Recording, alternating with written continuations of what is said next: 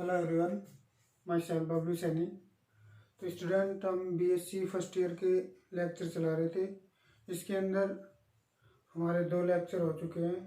आज third lecture के अंदर हम divergence of a vector field पढ़ने वाले हैं। Divergence of a vector field होता क्या है, उसका अपन कार्टेशियन कोऑर्डिनेट के अंदर उसका फॉर्मूला देखेंगे और साथ में इसका फिजिकल सिग्निफिकेंस देखने वाले हैं। तो जो आज का हमारा टॉपिक होने वाला है वो होगा divergence of a vector field.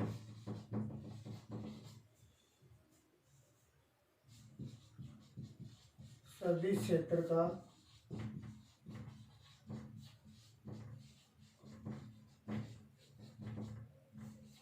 Divergence.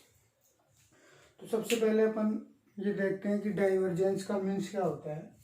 Divergence का मतलब होता है फैलाव। फैलाव से मतलब है कि किसी फील्ड के अंदर यदि अपन एक पॉइंट लें और उस पॉइंट पर जो वेक्टर है उसका फैलाव कितना हो रहा है, वो कितने अमाउंट से फैल रहा है। या फिर अपन ये बोलें कि किसी फील्ड के अंदर मान लो मेरे पास ये कोई वेक्टर फील्ड है।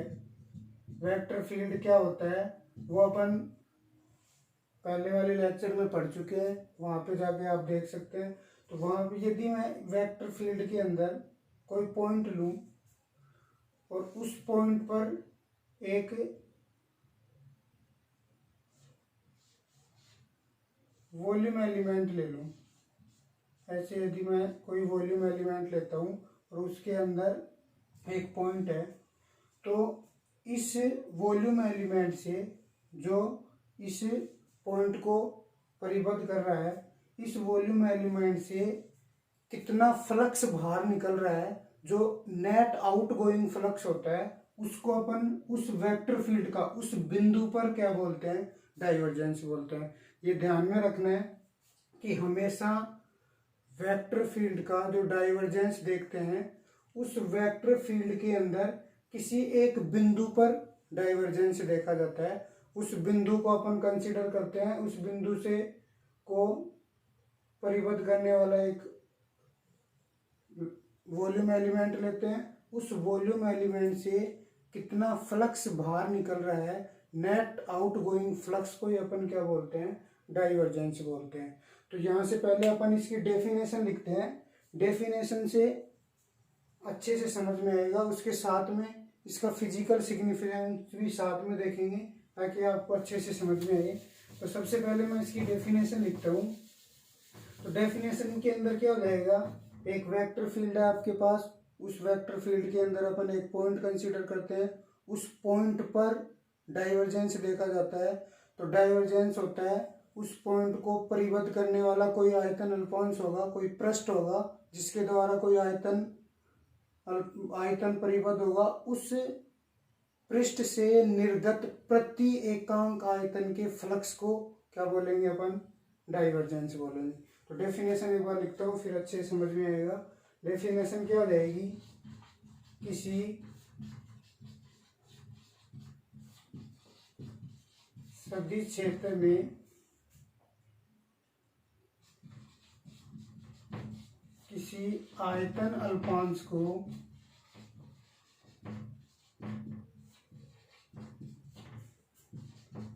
परिबद्ध करने वाले बद्ध पृष्ठ से निर्गत प्रति एकांक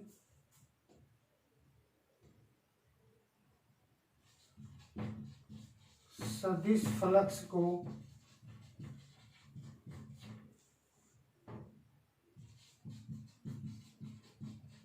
उस सदिश क्षेत्र का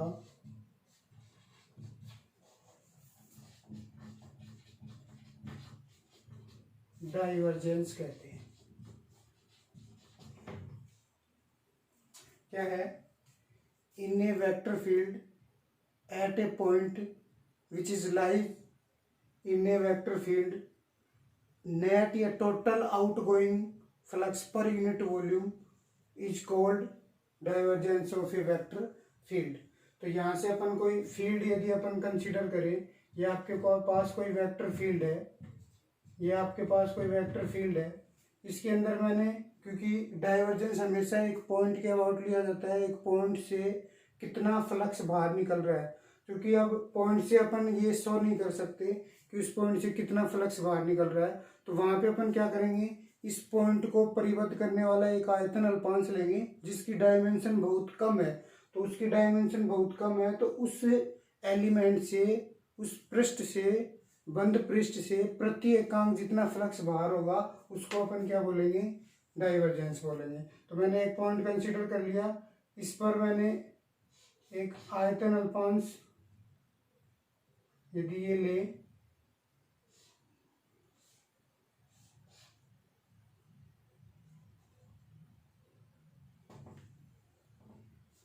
ये आपके पास कोई वॉल्यूम एलिमेंट है जो जिसके अंदर एक पॉइंट है, इस पॉइंट पर कोई सदिश क्षेत्र अपन ए वेक्टर ले लेते हैं। इस ए वेक्टर के अंदर एक पॉइंट लें, उस पर एक वॉल्यूम एलिमेंट बनाए, तो इस वॉल्यूम एलिमेंट से प्रति एकांक आयतन से इस पृष्ठ से जितना फ्लक्स बाहर निकलेगा उस निर्गत फ्लक्स को अपन उस बिंदु पर इस सदिश का क्या बोलेंगे, डाइवर्जेंस बोलेंगे। तो ये आपके पास डाइवर्जेंस हो गया। अब इसका थोड़ा सा फिजिकल सिग्निफिकेंस देख लेते हैं ताकि आपको अच्छे से समझ में आए कि और अपन डाइवर्जेंस के बारे में कैसे समझ सकते हैं। जैसे मैं एक वेक्टर फील्ड बना देता हूँ, मान लो ये आपके पास एक वेक्टर फील्ड दे रखा है,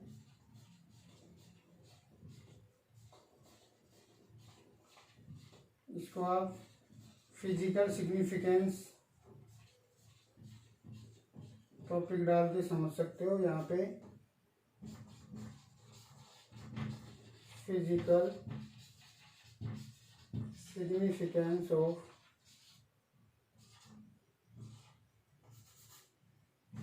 divergence of a vector field, ये आपके पास है।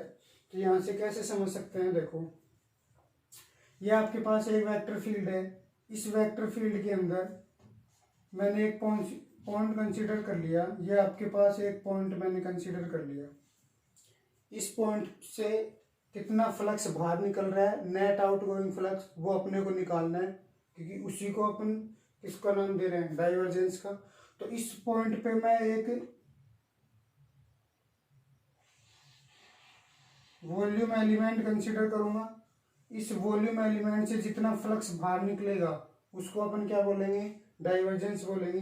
तो यहां से देखो, इस वॉल्यूम एलिमेंट के अंदर जितनी फील्ड लाइंस अंदर जा रही हैं उतनी फील्ड लाइन इधर से क्या हो रही है, बाहर निकल रही है। इसका मतलब क्या है कि इस फील्ड का जो अमाउंट है वो चेंज नहीं हो रहा, जितना इसके अंदर जा रहा है उतना ही क्या हो रहा है, बाहर निकल रहा है। इसका मतलब जो फ्लक्स के अंदर चेंज है वो क्या है, जीरो है।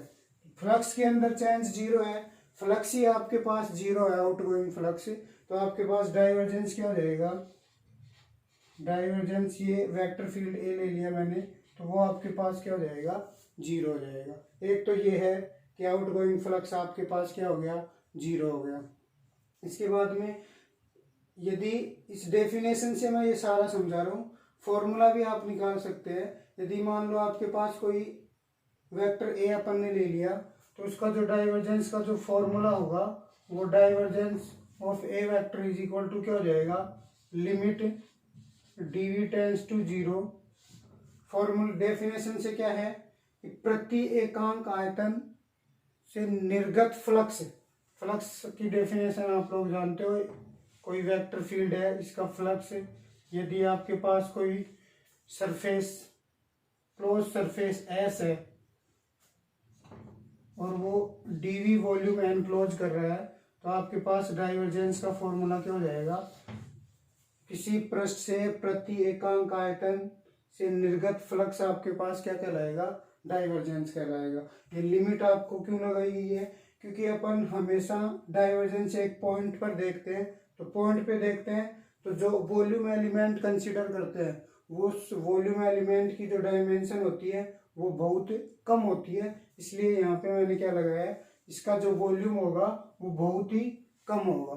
ठीक है, तो यहाँ से एक केस अपन पढ़ चुके हैं कि डाइवर्जेंस 0 भी हो सकता है। किस केस में, जब आपके पास फ्लक्स के या किसी वेक्टर फील्ड के अमाउंट में कोई चेंज नहीं हो रहा। यहाँ से एक लास्ट में मैं एक लाइन लिखूंगा जो बहुत इंपॉर्टेंट है इन तीनों केस को समझाने के बाद। इसके बाद यदि अपन ये देखें कि एक पॉइंट मैंने यहाँ पे कंसिडर कर लिया और इस पॉइंट से जो फील्ड लाइन है वो बाहर की तरफ निकल रही है इस तरह से। इसका मतलब क्या है कि इस पॉइंट से या इस पॉइंट पे अपन वॉल्यूम एलिमेंट कंसिडर करें तो उस वॉल्यूम एलिमेंट से फील्ड लाइंस या फ्लक्स क्या हो रहा है, बाहर निकल रहा है। तो फ्लक्स बाहर निकल रहा है तो आउट गोइंग फ्लक्स को अपन क्या बोलते हैं, डाइवर्जेंस। इसका मतलब फ्लक्स बाहर निकल रहा है तो फ्लक्स पॉजिटिव है और पॉजिटिव फ्लक्स है तो डाइवर्जेंस भी आपके पास क्या होगा, पॉजिटिव होगा। तो ये आपके पास क्या हो जाएगा, पॉजिटिव। एक केस अपन और लें, मान लो एक पॉइंट आपके पास ये है और इस बार फील्ड लाइंस इसकी ओर आ रही हैं, इस पॉइंट की ओर आ रही है। तो अपन क्या बोल सकते हैं कि इस पॉइंट पे यदि वॉल्यूम एलिमेंट कंसिडर करें तो जो फील्ड लाइंस हैं वो इसके अंदर आ रही हैं। अंदर आने का मतलब है इस बार फ्लक्स बाहर नहीं निकलने के बजाय अंदर आ रहा है, तो जो फ्लक्स होगा वो क्या होगा, नेगेटिव। फ्लक्स नेगेटिव होगा तो आपके पास डाइवर्जेंस भी क्या हो जाएगा, नेगेटिव हो जाएगा। इसका मतलब क्या है, फिजिकल सिग्निफिकेंस के अंदर अपन ये बोल सकते हैं कि डाइवर्जेंस का मान पॉजिटिव भी हो सकता है, नेगेटिव भी हो सकता है और 0 भी हो सकता है। 0 कब होगा, जब आपके पास नेट आउट गोइंग फ्लक्स 0 है तो डाइवर्जेंस 0। यदि किसी पॉइंट पर बल रेखाएं या फील्ड लाइंस बाहर की ओर निकल रही हैं तो आपके पास फ्लक्स पॉजिटिव होगा तो डाइवर्जेंस पॉजिटिव होगा। इसके अलावा किसी फील्ड के अंदर कोई पॉइंट कंसीडर करें और उस पॉइंट पे बल रेखाएं उसकी ओर आ रही हैं तो वहां पे अपन क्या बोल सकते हैं, डाइवर्जेंस आपके पास क्या है, नेगेटिव है। अब एक सिंपल सा उदाहरण अपन लेके चलते हैं, फील्ड की बात करते हैं, वेक्टर फील्ड की बात। तो वेक्टर फील्ड अपन इलेक्ट्रिक फील्ड लेते हैं, विद्युत क्षेत्र की बात करते हैं। उदाहरण के रूप में अपन क्या लेते हैं, विद्युत क्षेत्र। विद्युत क्षेत्र के अंदर क्या होता है कि यदि आपके पास मान लो प्लस क्यू चार्ज है, प्लस क्यू चार्ज से हमेशा जो इलेक्ट्रिक फील्ड लाइंस होती है वो क्या होती हैं, बाहर की ओर निकलती हैं। तो इसका मतलब अपन क्या समझ सकते हैं, यदि आपके पास कोई वेक्टर फील्ड दिया हुआ है, वेक्टर फील्ड का मतलब इलेक्ट्रिक फील्ड दिया हुआ है और उसके अंदर कोई वॉल्यूम एलिमेंट आप कंसीडर किए हुए हो, तो उस वॉल्यूम एलिमेंट से यदि फील्ड लाइंस बाहर की ओर निकल रही हैं तो उसका मतलब अपन ये बोल सकते हैं कि उस वॉल्यूम एलिमेंट के अंदर जो चार्ज है वो कैसा है, पॉजिटिव चार्ज है। इसका मतलब यहाँ से इस पॉजिटिव चार्ज से फील्ड लाइंस बाहर निकल रही हैं, फ्लक्स बाहर निकल रहा है, तो डाइवर्जेंस आपके पास क्या होगा, ई से पॉजिटिव होगा।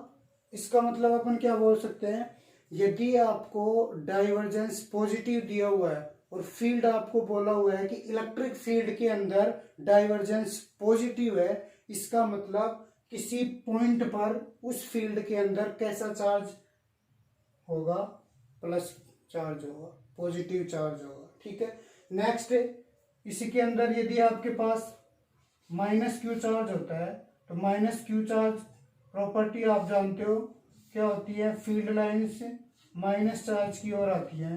तो इसका मतलब क्या है, बल रेखाएं अंदर की ओर आ रही हैं, इसका मतलब डाइवर्जेंस आपको कैसा मिलेगा, नेगेटिव मिलेगा।